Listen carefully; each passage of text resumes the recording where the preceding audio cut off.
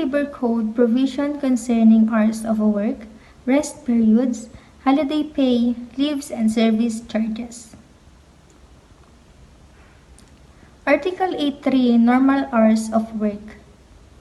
Article 8.3 of the Labor Code says that all employees should work no more than 8 hours a day. If lumagpas na sila sa 8 hours is magkakaroon na sila ng overtime extra pay. It's a rule to make sure na hindi sobra-sobra ang kanilang pagtrabaho ng mga employees at mabayaran sila ng tama. Article 8.4 says that hours work includes all the time an employee is required to be at work or doing tasks for their employer. Ibig sabihin, bayad ka sa trabaho or doing your work-related activities, making sure you're compensated for all the time you're working.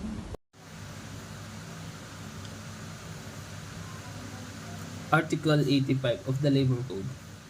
Ang Article 85 ng Labor Code ng Pilipinas ay tumutukoy sa mga oras ng pagkain ng mga manggagawa.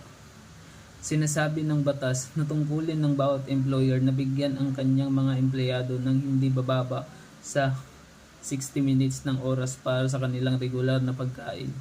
Ibig sabihin, ang mga employer ay dapat magbigay ng sapat na oras para sa kanilang mga empleyado na kumain ng tanghali at hapunan. Ang oras na ito ay hindi bayad, ngunit dapat itong sapat na mahaba upang makapagpahinga ang mga empleyado at makakain ng maayos. Ang Artikulo 85 ay nagbibigay daan sa kalihim ng paggawa na maglabas ng mga regulasyon tungkol sa mga oras ng pagkain. Maaring magtakda ang kalihim ng mga tiyak na patakaran tungkol kung kailan at dapat magkaroon ng oras ng pagkain, kung gaano katagal dapat ito, at kung saan dapat.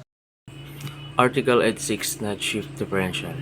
Every employee should be paid a night shift differential or not less than 10% of his wage for each hour work performed between 10 o'clock in the evening and 6 o'clock in the morning. Sabi dito, kailangan mabayaran ng 10% every hour ang kanilang mga trabaho. For example, ang night shifters ay ang mga call center agents. Alam naman natin na ang call center agents ay halos panggabi ang kanilang mga trabaho. Pangalawa dito ang fast food crews, yung mga like Jollibee and McDo, and etc. Ang pangatlo naman dito ay ang hotel staffs like mga receptionist, mga housekeeping, and pang-apat dito ang medical assistant, yung mga ating mga nurse.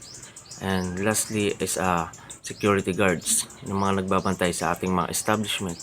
Article 87, overtime work. If yung work mo is lampas na ng 8 hours, obligado ng company mo or pinapagtrabaho ang mga magdagdag ng additional 25% sa iyong sweldo. Gaya ng, if yung salary mo is 500, ang overtime per hour mo is magiging 125. So, if kada araw may overtime ka ng isang oras, ang magiging sweldo mo kada araw ay 625. Article 26, service charges. Isasaad dito na dapat maayos na maihati ang mga nalikom na service charges sa employee at management. So, sa employee, meron silang 85% cut at sa management naman ay 15%. So, if yung nalikom na pera is 2,000, magiging parte ng employee ay 1,700 at sa management naman ay 300.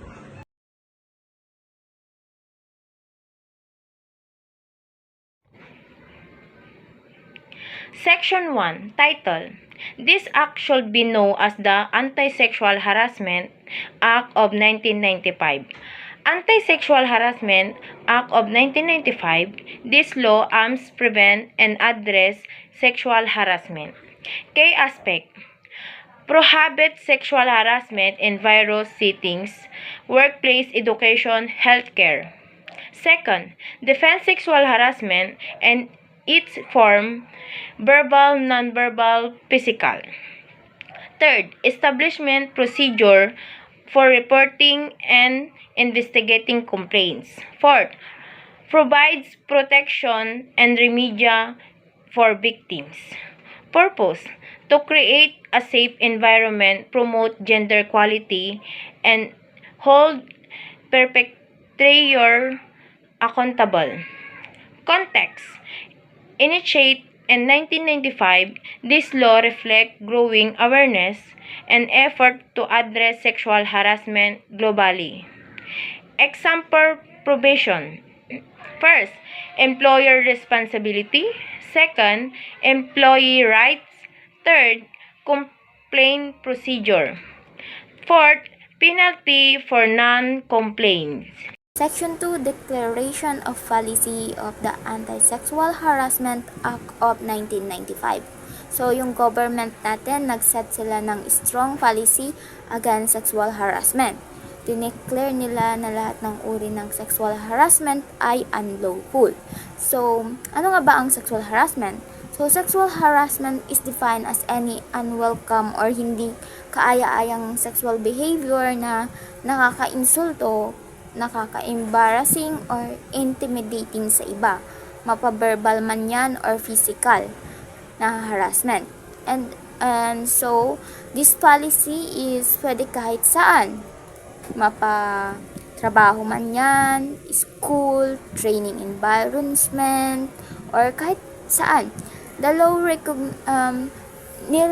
na-recognize din ng law or yung government natin na yung sexual harassment ay lumalabag sa mga karapatang pantao na sumisira sa dignity ng isang individual or person. So, in-emphasize nila yung importance of creating a safe and respectful environment free from harassment, bullying, discrimination, etc. So, kahit mapababae, lalaki ka man, kahit na babae or lalaki ka man, hindi dapat natin ini-endure or nararanasan yung mga gantong sexual harassment. And syempre, lahat tayo has the right to live freely and safely, free from abuse.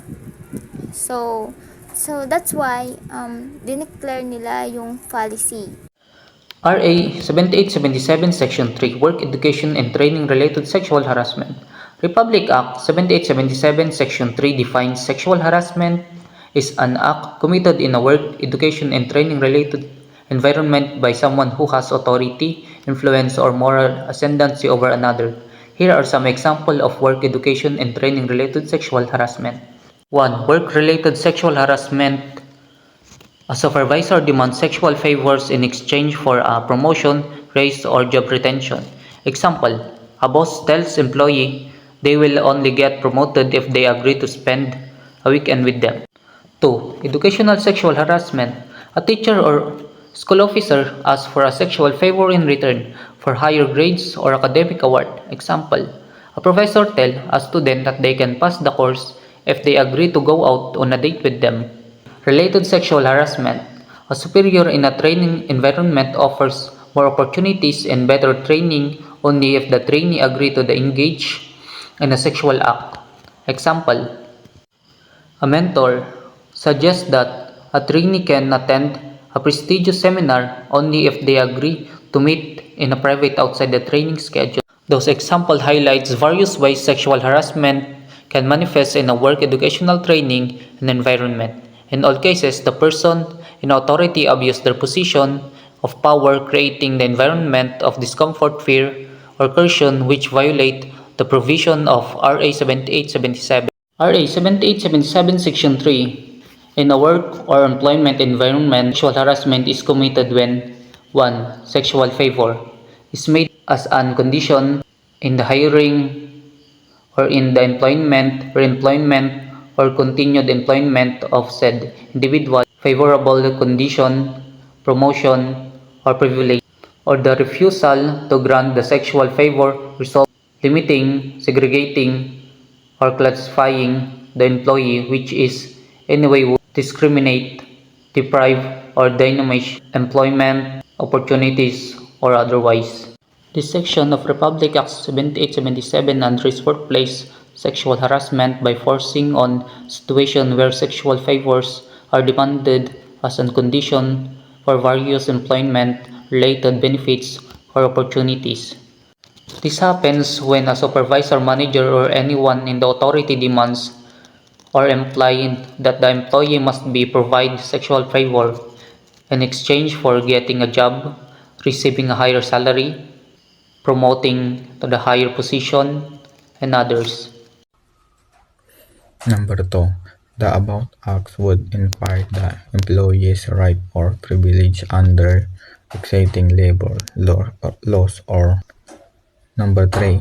The above acts would result in an intimidating, hostile, or offensive environment for the employee.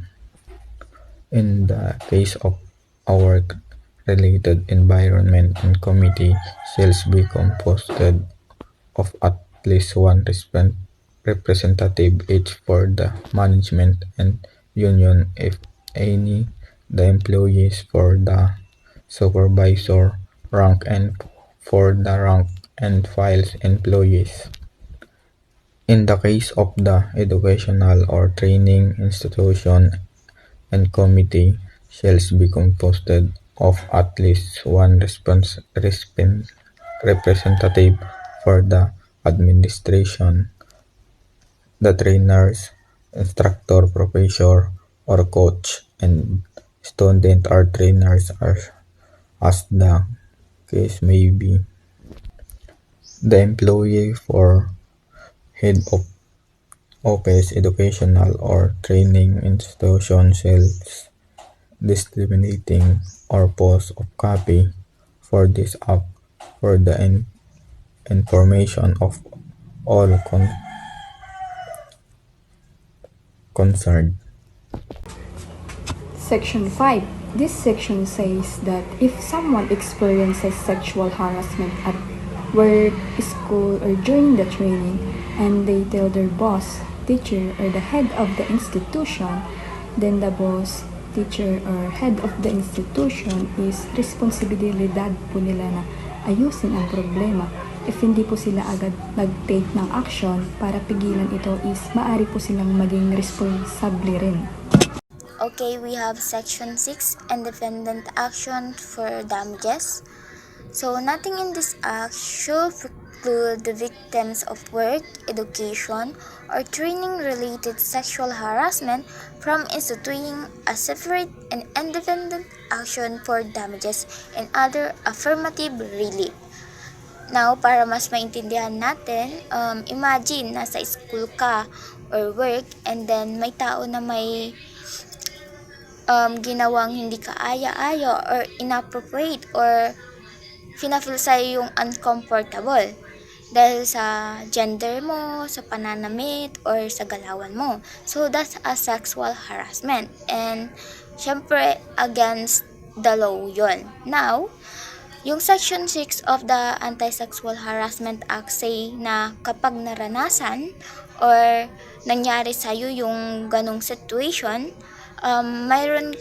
you have the right to take legal actions against the person who harass you. Kahit na report mo na siya sa schools nyo or sa work nyo. Now, pwede mong kasuhan yung taong yon for damages, which is like getting money for the harm they cause you, or you can also ask the court to make them stop harassing you, or get a training para alam nila how to behave properly. And syempre, yung section na to is napaka-importante kasi nga is give the victim the power to fight back and hold harasser accountable. It's about making sure na everyone has the right to feel safe and respected no matter where they are or saang lupalop man sila or lugar.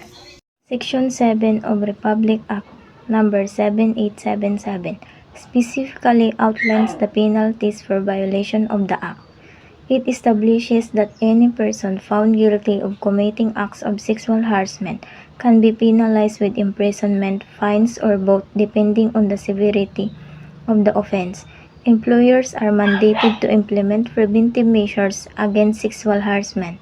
If an employee is found guilty, they may face administrative actions such as suspension or dismissal. If an individual has committed multiple offenses, penalties can be more severe. RA 7877 Section 8. Severability casual. If any provision of this act is declaring void or unconstitutional, the remaining portion or provision hereof shall not be affected by such declaration. A severability casual, also known as a severability casual, is a provision in a contract or legal agreement that state if one or more provision are held to be invalid, illegal, or unenforceable, the remaining provision will still be effective and enforceable.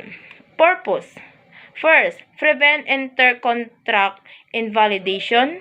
Second, limit legal challenge to a specific casual.